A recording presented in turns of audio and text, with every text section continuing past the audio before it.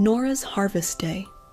Once upon a sunny morning in Orchard Valley, preparations for a special day had already begun. A big poster stood in the square. Tomorrow, Great Harvest Fair. Every helping hand brings a smile. 6-year-old Nora remembered last year's lost fruit. She asked her mother, "May I get up early and help the farmers?"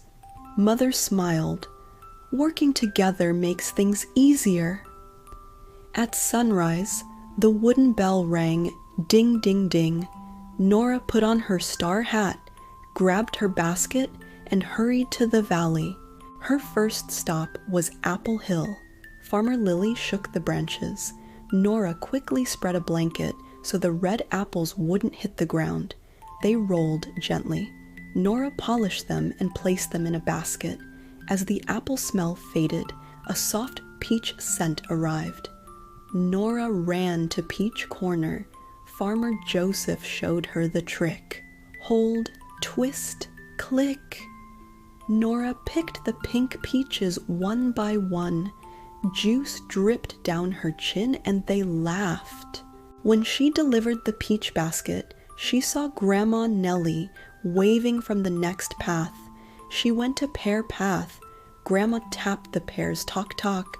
Nora picked the soft ones and built a small pyramid.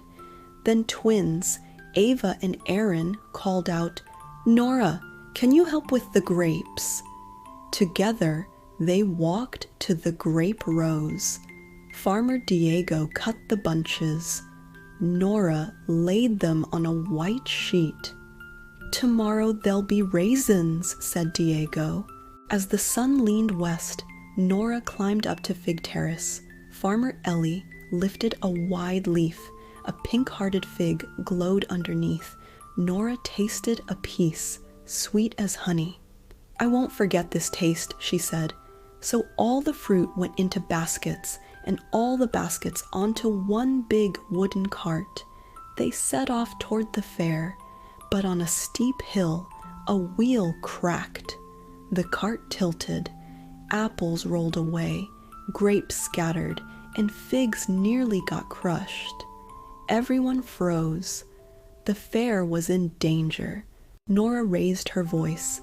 "Let's save the fruit. Everyone take a corner." Farmers held the blanket. Nora and Lily rolled apples onto it. Children brought straw. Soft peaches and figs rested in straw beds. Grandma Nellie rebuilt the pear pyramid. Diego spread the sheet. Everyone gathered the grapes. Fix-It Allen repaired the wheel. The cart rolled on once more. When they reached the village square, it was already full of life. Wooden stalls had been set up. Fruit baskets lined the paths. From every corner came the sound of laughter. The whole square smelled like fresh fruit. Farmers tied a long rope between two trees and handed out paper and crayons to the children. Each child drew a fruit and wrote its name below the picture. Then they clipped their drawings to the friendship line. Apples, peaches, pears, grapes, and figs hung side by side like an open-air gallery. Adults clapped and smiled. Some even asked, "Can I draw one too?"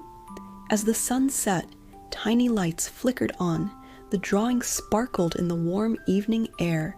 The bell gave one soft ding. At that moment, village elder Mr. Alder stepped onto the small stage.